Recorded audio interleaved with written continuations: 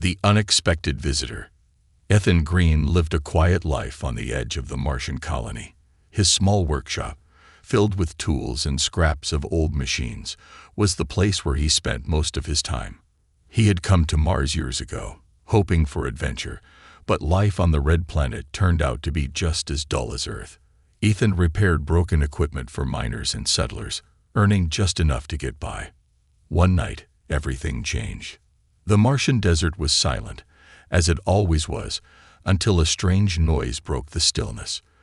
A loud metallic crash echoed through the thin atmosphere, shaking the walls of Ethan's workshop. He dropped his wrench and froze, his heart pounding.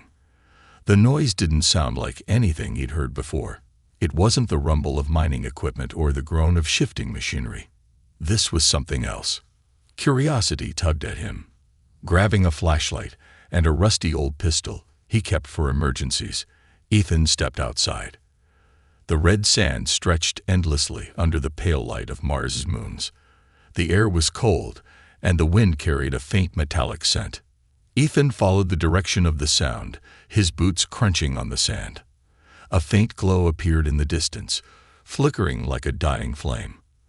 As he got closer, he saw it, a sleek, metallic ship unlike anything he'd ever seen before. It was partially buried in the sand, its once smooth surface scorched and dented. Sparks flew from a gash in its side, and strange symbols glowed faintly on its hull.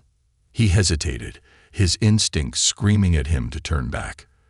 This was clearly not human technology. It could be dangerous, or worse, it could attract the attention of the colony authorities. But then he saw movement. A figure stumbled out of the ship, collapsing onto the sand. Ethan's breath caught in his throat. It was a woman, or at least she looked like one. Her skin shimmered with a silvery hue under the moonlight, and her hair floated around her like it had a life of its own. She was tall, slender, and clearly not human. "Help, please," she said in a voice that was soft but urgent. A small device on her wrist translated her words into English, though they sounded garbled and uneven. Ethan's grip tightened on his flashlight. "Who? What are you?" he asked, his voice trembling. The alien woman lifted her head, her eyes glowing faintly. "I am Zarian. My ship, it's broken. I need help." Ethan looked around nervously. If anyone else found her, she'd likely be captured or worse. The colony had strict rules about alien encounters. Officially, no one was supposed to interfere. Unofficially, most aliens who showed up near human settlements were never seen again. He sighed and knelt down beside her. "You're injured," he said, noticing a deep gash on her arm. Her silvery blood shimmered as it seeped onto the sand. "I'll live," Zarian replied. "But my ship, it must be repaired, or I'll die here." Ethan glanced at the damaged vessel. The technology was far beyond anything he'd ever worked on, but the basics seemed similar. He was a mechanic, after all. If anyone could jury-rig a solution, it was him. "All right," he said, standing up. "I'll help you. But we need to move fast. If anyone else finds you, we're both in trouble." Zarian nodded weakly. Ethan helped her to her feet, surprised by how light she was. Together, they made their way to his workshop, leaving the wrecked ship behind for now. Ethan couldn't shake the feeling that someone, or something, might be watching them from the shadows. Inside the workshop, Ethan cleared a space on the workbench and motioned for Zarian to sit. She winced as she lowered herself onto the stool. "Thank you," she said, her voice softer now. "You're taking a great risk." "I guess I've always been bad at following rules," Ethan said with a nervous chuckle. "Let me get something for that cut." As he cleaned her wound with a sterilizer, Zarian studied him with those glowing eyes. "Why are you helping me?" she asked. Ethan paused, then shrugged. "Because you needed help. Simple as that." Zarian tilted her head, as if trying to understand him. "On my world, such kindness is rare." "Well, on mine, it's not exactly common either," Ethan admitted. "But I guess I'm not like most people." A faint smile crossed Zarian's lips. "Perhaps that is why fate led me to you. Before Ethan could respond, a loud beeping sound filled the room. Zarian's wrist device lit up, displaying a series of symbols. Her expression darkened. "What is it?" Ethan asked. "They found me," Zarian said, her voice filled with fear. "The ones who attacked my ship. They're coming." Ethan's heart sank. He had no idea what he'd just gotten himself into, but it was clear there was no turning back now. A fragile alliance. Ethan leaned against his workbench, wiping his hands on an oil-stained rag, his mind racing. Zarian sat across from him, her shimmering skin dimming slightly, as if exhaustion dulled her glow. The strange device on her wrist had gone silent, but its earlier warning still rang in his ears. Someone dangerous was looking for her, and they wouldn't be far behind. "You're sure they're coming?" Ethan asked, breaking the tense silence. Zarian's glowing eyes met his. "They will not stop until I am captured, or dead." Ethan swallowed hard. He wasn't a hero, just a mechanic with a knack for fixing things.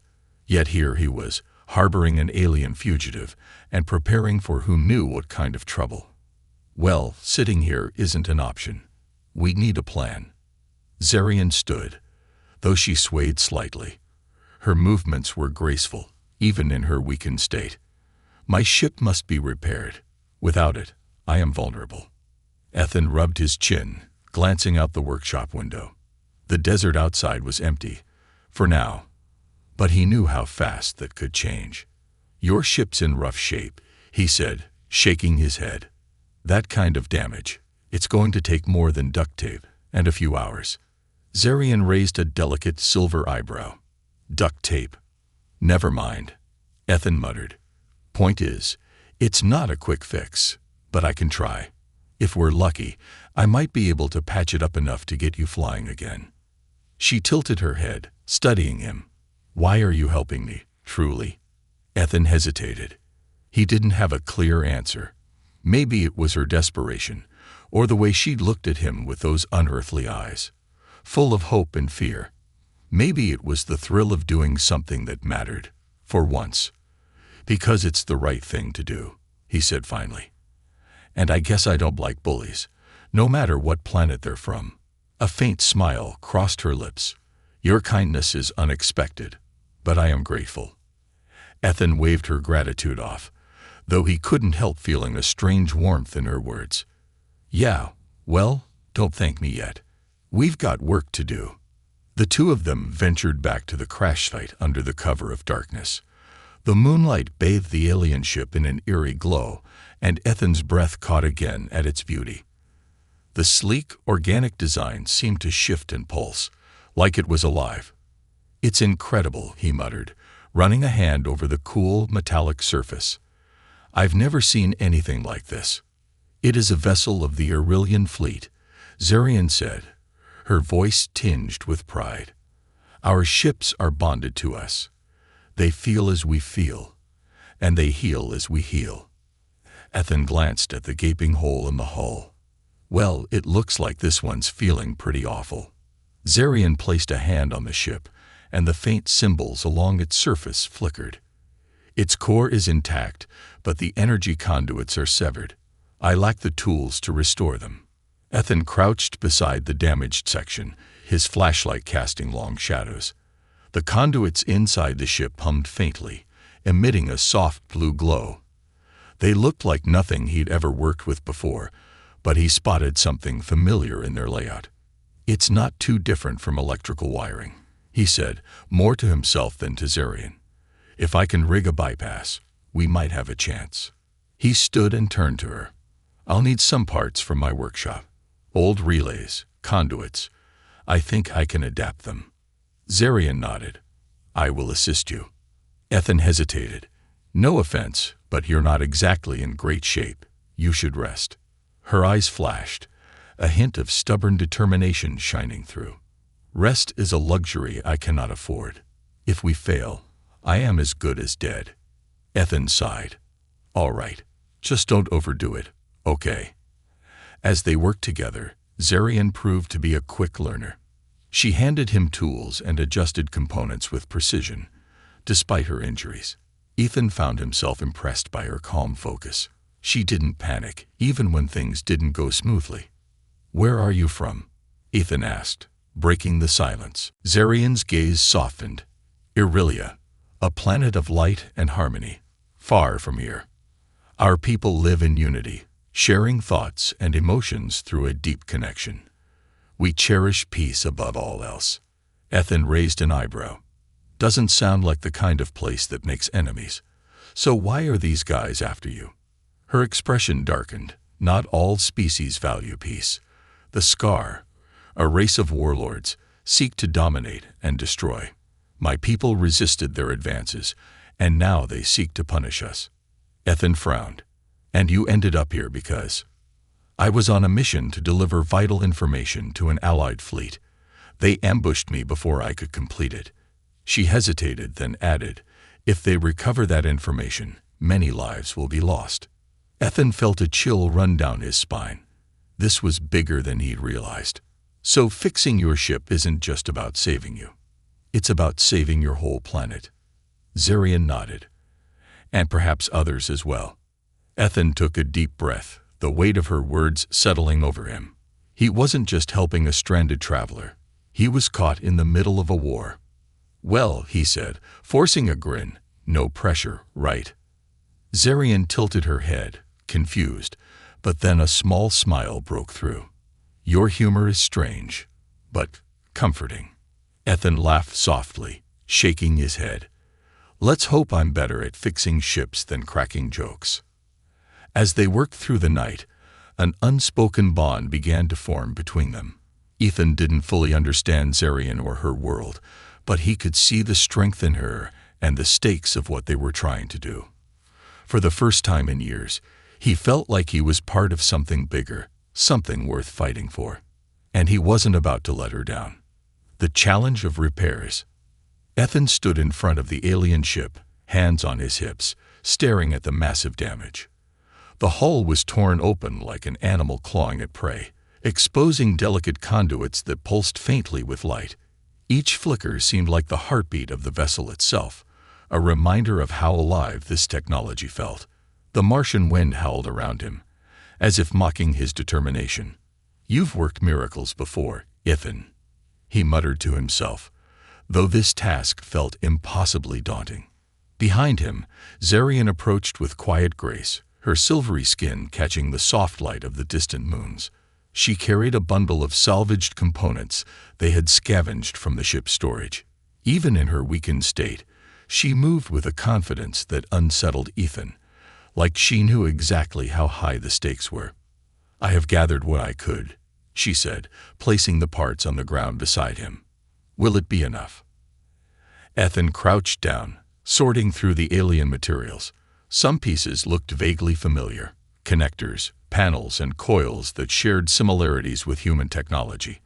But others were completely alien, almost organic in design. One piece even seemed to twitch when he touched it, and he yanked his hand back instinctively. "This stuff is strange," he said, shaking his head. "It's like your ship is half machine, half alive." Zarian knelt beside him, her expression serious. "It is. Our vessels are symbiotic, designed to bond with their pilots. They adapt to our needs, but they also require care in return." Ethan sighed, already feeling the weight of the task. "All right, let's make this work. But I'll warn you, this isn't going to be pretty." He pulled out a small toolkit from his bag and began testing the alien components. Sparks flew as he tried to bridge the severed conduits with wires salvaged from his workshop. The ship reacted, its faint hum growing louder, but the lights flickered unevenly. "It's like patching up a space dragon with duct tape and bubble gum," Ethan muttered, shaking his head. Zarian raised a silver eyebrow. "What is bubble gum?" Ethan smirked. "Never mind. Just keep an eye on those readouts for me." Hours passed as they worked in near silence, interrupted only by the occasional crackle of a failed connection or the hiss of a plasma torch. Ethan's hands were blistered, and sweat dripped down his forehead, despite the chill of the desert night. Every time he thought he'd made progress, Another problem revealed itself. "This ship of yours is a real piece of work," he grumbled, his frustration bubbling over. "I mean, couldn't your people make something a little less temperamental?" Zarian looked at him, her expression unreadable. "Our technology is advanced beyond your understanding. It is not temperamental. It is precise." Ethan shot her a look.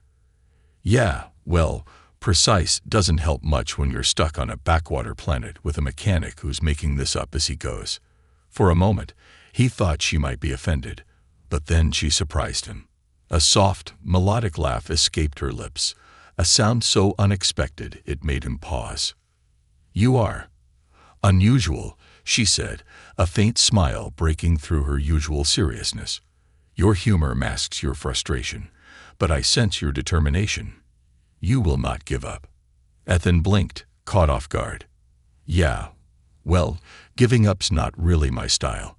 Not when someone's counting on me." The sincerity in his voice seemed to resonate with her. Zarian placed a hand on his arm, her touch cool but reassuring. "And for that, I am grateful." As dawn broke over the Martian horizon, the ship began to show signs of life. The conduits pulsed more steadily, and the soft hum grew into a low rhythmic vibration. Ethan wiped his hands on his pants, his exhaustion tempered by a glimmer of hope. "I think we've got a shot," he said, stepping back to admire their work. "It's not perfect, but it should be enough to get you off this rock." Zarian nodded, but her expression remained cautious. "The repairs are only the first step. We must test the systems and ensure the core is stable, and we must do it quickly. They will come." Ethan didn't need to ask who they were. The sense of urgency hung over them like a storm cloud. He looked back at the ship, then at Zarian, and took a deep breath. "All right," he said, rolling his shoulders. "Let's fire this thing up and see if it sings." As Zarian stepped into the ship to begin the system checks, Ethan felt a flicker of pride.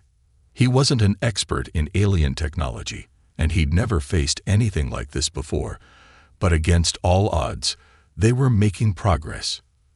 But as he turned to retrieve his tools, a faint sound reached his ears, a low, distant hum that didn't belong to Zarian's ship. His blood ran cold. He looked up at the horizon, squinting against the rising sun. There, just a speck in the distance, he saw movement. Ships. And they were heading straight for them. The alien bond. Ethan leaned against the side of the alien ship, wiping sweat from his brow as Zarian ran her slender fingers across the console. The ship's lights flickered and pulsed in a rhythm that felt almost alive. A faint vibration hummed underfoot, a sign that their patchwork repairs were holding, at least for now. "You've got a real knack for pushing machines past their limits," Zarian said, her voice carrying a rare note of admiration. Ethan chuckled, crossing his arms. "Well, when you grow up fixing junkers that shouldn't be on the road, you learn a thing or two about keeping things running." Zarian turned, her glowing eyes studying him with a curiosity that made him feel exposed. "Your world seems crude, yet you manage to adapt with remarkable ingenuity. It's fascinating." Ethan shrugged, trying to brush off the compliment. "Necessity's a great teacher. Speaking of which, your ship's running on duct tape and prayers right now. We're not out of the woods yet." Zarian tilted her head, her expression softening. "Woods?" "Never mind," Ethan muttered, scratching the back of his neck. "Figure of speech." She smiled faintly, a gesture that seemed almost unnatural on her otherwise serene face. "Your humor, it confuses me, but it also intrigues me." As the hours passed, the two of them worked side by side, testing the ship's systems and fine-tuning the repairs. The initial awkwardness between them began to fade, replaced by a tentative camaraderie. Despite their differences, they found a strange rhythm in their work, one that felt oddly natural. At one point, Ethan noticed Zarian struggling to adjust a panel, her movements slower than before. "Hey," he said, stepping closer. "You okay? You've been pushing yourself pretty hard." She hesitated, then sighed. "My energy reserves are depleted. The repairs have taken a toll." Ethan frowned. Energy reserves. You mean like food? In a way, Zarian replied. Our bodies draw sustenance from the energy around us. Light, heat, even emotion. But this planet's environment is lacking. Ethan's mind raced. He'd always thought of himself as a practical man, not one to dwell on abstract concepts like energy or emotion. But Zarian's words struck a chord. He glanced at the ship, then back at her. Wait here, he said, disappearing into his workshop. When he returned, he was holding a small solar generator. It's not much, but maybe this can help. Zarian's eyes widened in surprise. You would share this with me? Why not? Ethan said, setting it up beside her. I don't exactly have a use for it right now, and you need it more than I do. As the generator hummed to life, a soft glow returned to Zarian's skin. She closed her eyes, a look of relief washing over her face. This is sufficient. Thank you. Ethan leaned against the wall, watching her. You know, for someone who's supposed to be from some advanced, enlightened race, you're not great at asking for help. Zarian opened her eyes, her expression thoughtful. On Aurelia, we do not ask. We share. It is difficult to adjust to the individualism of your species. Ethan raised an eyebrow. Individualism. That's a fancy way of saying we're all a little selfish. Not you, Zarian said softly, her gaze steady. You chose to help me when you could have walked away. That is not selfish. Her words caught Ethan off guard, and he shifted uncomfortably. Yeah, well, I didn't exactly have a lot going on, he said, trying to downplay the moment. Zarian's smile returned, small but genuine. Your humility is misplaced, Ethan. As they continued working, Zarian began to share more about her world. She spoke of vast cities built on floating platforms, powered by crystalline energy that sang in harmony with the planet's core. She described the Aurelian bond, a connection that allowed her people to share thoughts and feelings without words. Ethan listened, captivated. Her world sounded like something out of a dream, beautiful, peaceful, and so unlike the cold, harsh reality he'd always known. What's it like? He asked quietly. Being connected like that. Zarian's expression grew wistful. It is difficult to describe. Imagine knowing, truly knowing, that you are never alone.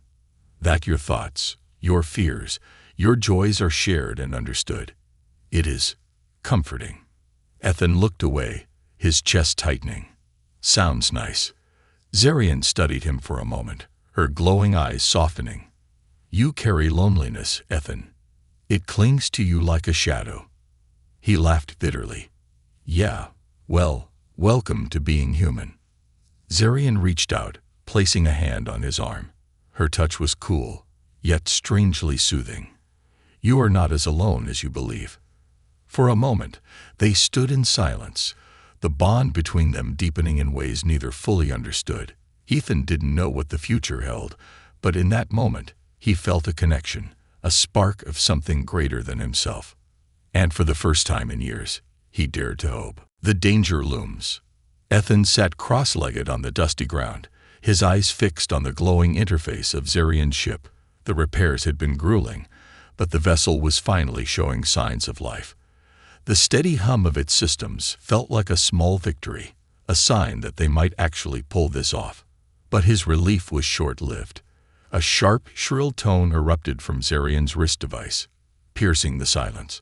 She stiffened immediately, her silvery skin dimming as her glowing eyes darted to the horizon. Ethan scrambled to his feet, heart pounding. What's that? He asked, already dreading the answer. Zarian's expression was grim. They're here. Ethan followed her gaze. At first, he saw nothing, just the endless red dunes stretching into the distance. Then, faint specks appeared on the horizon, moving fast. His stomach twisted. How many? He asked, his voice tight.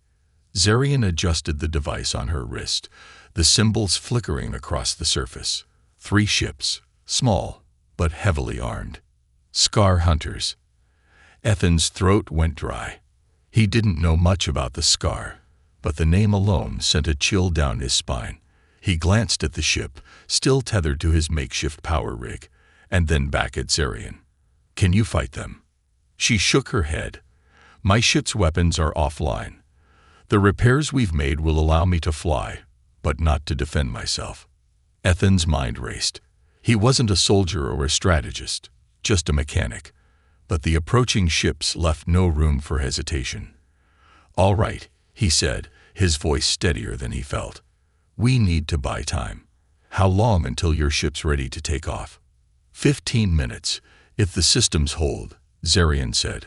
"But the scar will reach us in 10. Ethan cursed under his breath. "Then we'll have to get creative." Zarian watched as Ethan rummaged through the back of his workshop, pulling out an assortment of tools, wires, and a few canisters with hazard labels slapped on their sides. Her brows furrowed in confusion. "What are you doing?"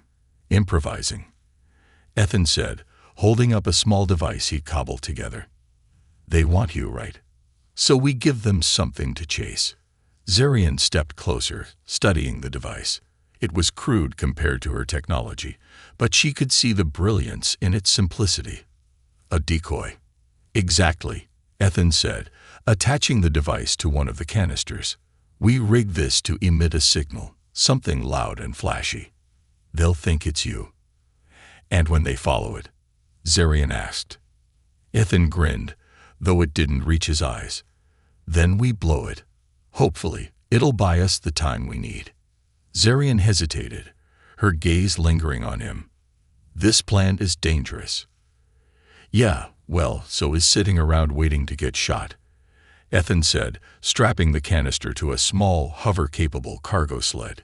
He activated the sled, and it floated a few feet off the ground with a soft hum.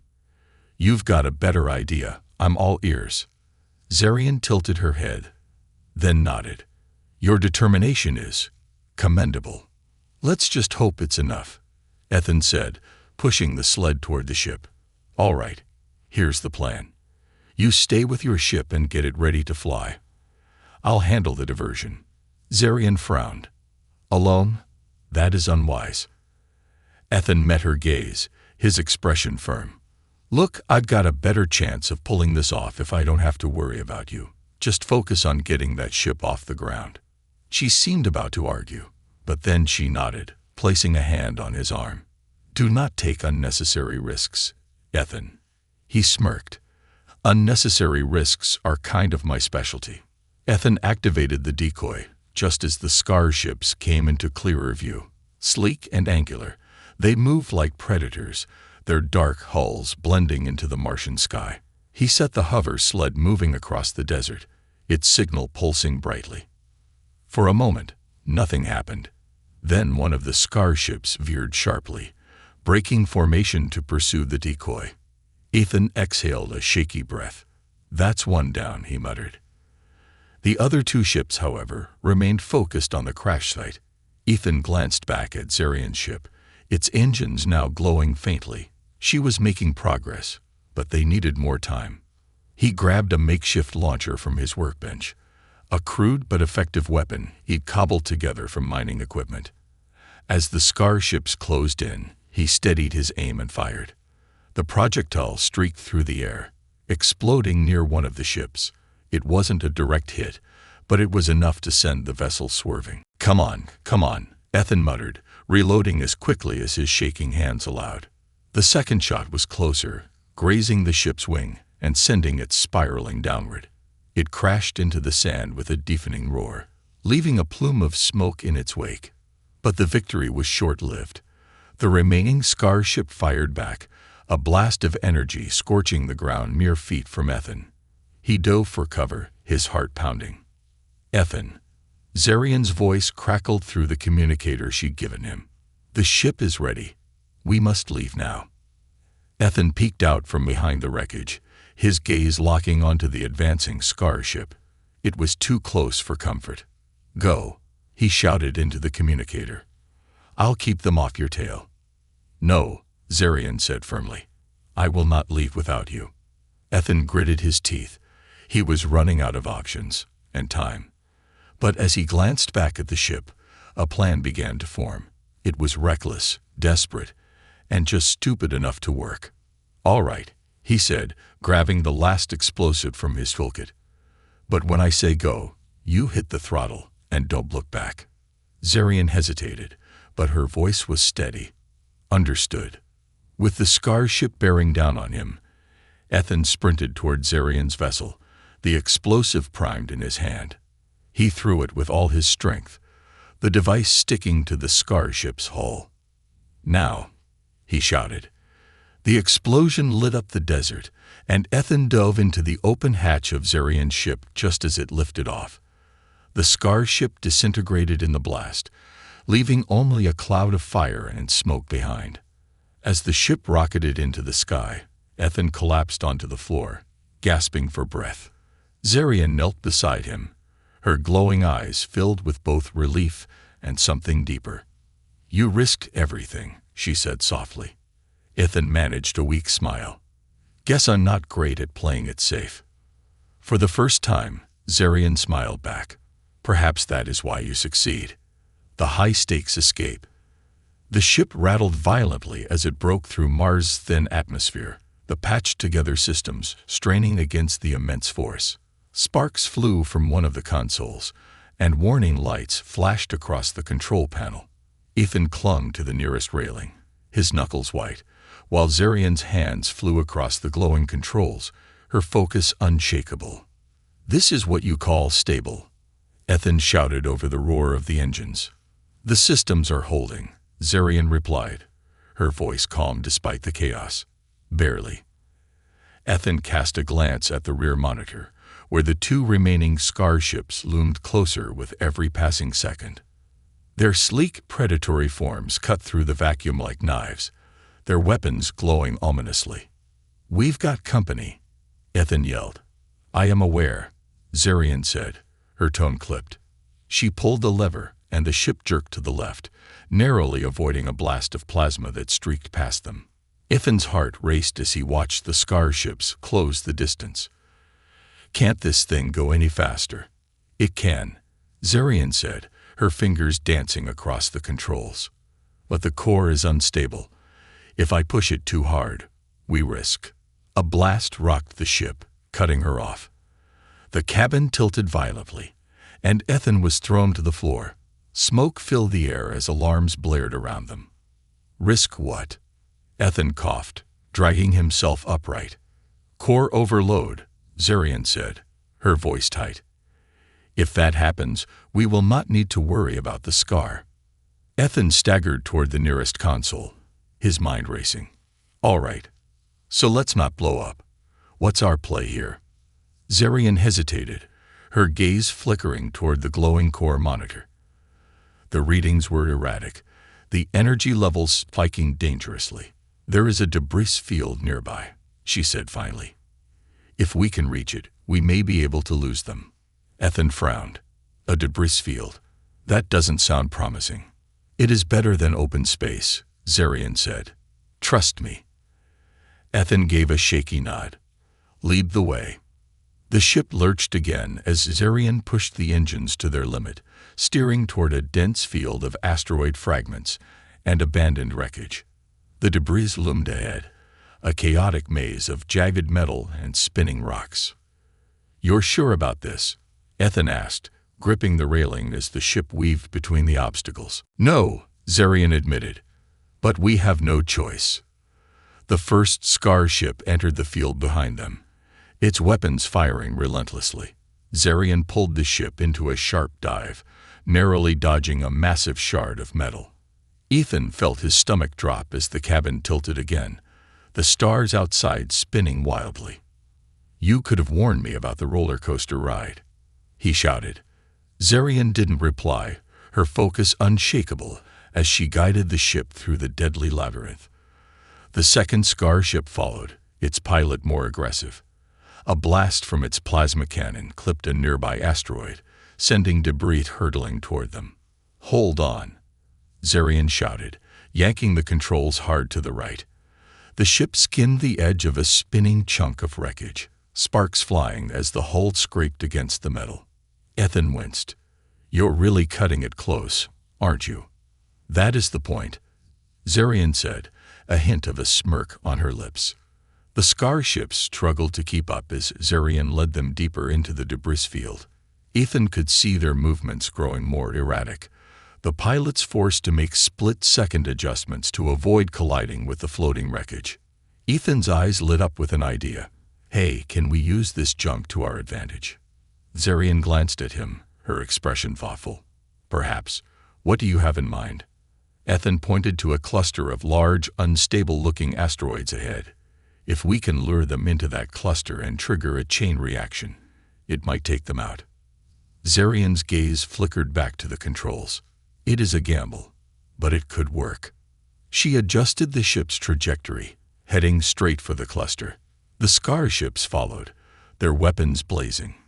Ethan held his breath as they approached the volatile debris, the tension in the cabin thick enough to cut. Get ready, Zarian said, her voice steady. When I give the signal, release the payload. Ethan nodded, his hands hovering over the manual release controls. The seconds stretched into an eternity as the ship dove into the cluster, weaving between the massive asteroids. Now, Zarian shouted. Ethan slammed the release, sending a series of small explosive charges into the cluster. The charges detonated, their shockwaves rippling through the debris. The asteroids collided violently, creating a chain reaction that engulfed the pursuing Scar ships. The first ship was caught in the blast, disintegrating instantly. The second veered away, its hull scorched and damaged, before vanishing into the chaos. Ethan let out a shaky laugh, slumping back against the wall. We did it. We actually did it. Zarian's hands relaxed on the controls, her expression softening. For now. As the ship cleared the debris field, the silence of space stretched around them. Ethan looked out at the stars, his chest still heaving from the adrenaline. He turned to Zarian, a grin tugging at the corners of his mouth. You know, he said, for an advanced alien, you're not half bad at crazy plans. Zarian raised an eyebrow. And for a human mechanic, you are surprisingly resourceful. Ethan laughed, the sound filling the cabin. For the first time in what felt like forever, he allowed himself to relax. But deep down, he knew the fight wasn't over. Not yet. The reward of a lifetime. The silence of deep space wrapped around them like a blanket, broken only by the soft hum of the repaired ship. Ethan leaned back in the co-pilot's seat, exhaustion finally catching up to him. His hands ached, his mind was spinning, but a rare sense of accomplishment warmed his chest. He glanced over at Zarian, who was deftly piloting the ship toward a distant cluster of stars. Her glowing eyes were calm now, her expression serene. The tension and urgency that had consumed the last few hours were gone, replaced by a quiet determination. You've got to admit, Ethan said, breaking the silence. That was one hell of a ride. Zarian turned her head slightly, a faint smile curving her lips. Indeed. Your resourcefulness was unexpected. Ethan grinned, leaning forward to peer out the window at the vastness of space. I'll take that as a compliment. So, where to now? Back to your people? Zarian hesitated, her fingers brushing over the glowing symbols on the control panel. Yes, but before that, there is something I must do. Ethan raised an eyebrow. What's that? She turned to him, her gaze steady and filled with an intensity he hadn't seen before. You risk your life to save me, Ethan. Not just for me, but for what I carry, for the future of my people. I cannot let that go unanswered. Ethan waved her off, trying to downplay his actions. I just did what anyone with a conscience would do. Zarian's head tilted slightly, her glowing eyes narrowing. No, Ethan. Many would have turned away. Many would have chosen safety over sacrifice. But you did not. That is rare. He shrugged, feeling the heat rise to his face. Yeah, well, I've never been great at playing it safe. Zarian's smile deepened, but there was something else in her expression. Something unspoken. She pressed a button on the console, and a shimmering projection of a star system appeared in the air between them. "This is Aurelia," she said, gesturing to the largest, most radiant star at the center. "A place of light, unity, and peace. It is my home. And now, Ethan Green, I offer it to you." Ethan blinked, caught off guard. "Offer it to me? What does that mean?" "You have proven yourself," Zarian said. "On Aurelia, deeds such as yours are honored. You would be welcomed as one of us, celebrated for your courage and ingenuity. You would no longer be alone." Her words hung in the air, heavy with meaning. Ethan's gaze flickered to the hologram of Aurelia. Even as a projection, it was breathtaking. Floating cities, lush landscapes, and radiant energy that seemed to pulse with life itself. It was everything Mars wasn't. "Are you serious?" Ethan asked, his voice barely above a whisper. "You're saying I could live there, with your people?" Zarian nodded. "Yes, and not just live. You would thrive. Your skills, your spirit, they are rare, even among my kind. Aurelia would be a place where you could finally find purpose." Ethan leaned back in his seat, running a hand through his hair. The idea was almost too much to process. He thought about his life on Mars. The endless monotony, the loneliness, the feeling of being stuck in a place that didn't care if he existed. Aurelia, with its beauty and unity, felt like a dream he didn't deserve. "I don't know," he said after a long pause. "I mean, I'm just a guy who fixes things. I'm not some hero." Zarian's gaze softened. "You are more than you realize, Ethan. Sometimes it takes the right opportunity to see the truth of who we are." Ethan chuckled, shaking his head. "You make it sound so simple." "It is," Zarian said, her tone gentle but firm. "You have already proven your worth. The question is not whether you are worthy, but whether you are ready to embrace what lies ahead." He stared out the window, the endless expanse of stars stretching before them. For the first time in years, he felt something stir within him, a spark of hope, of possibility. Finally, he turned to Zarian, a slow smile spraying across his face. "All right, let's do it. Let's see what this Aurelia of yours is all about." Zarian's smile widened, and she extended a hand. "Welcome to your new beginning, Ethan Green." He shook her hand, the coolness of her touch grounding him in the moment. As the ship soared toward the distant light of Aurelia, Ethan felt the weight of his old life fall away. He wasn't just a mechanic anymore. He was a man with a purpose, a future, and maybe, just maybe, a place to call home.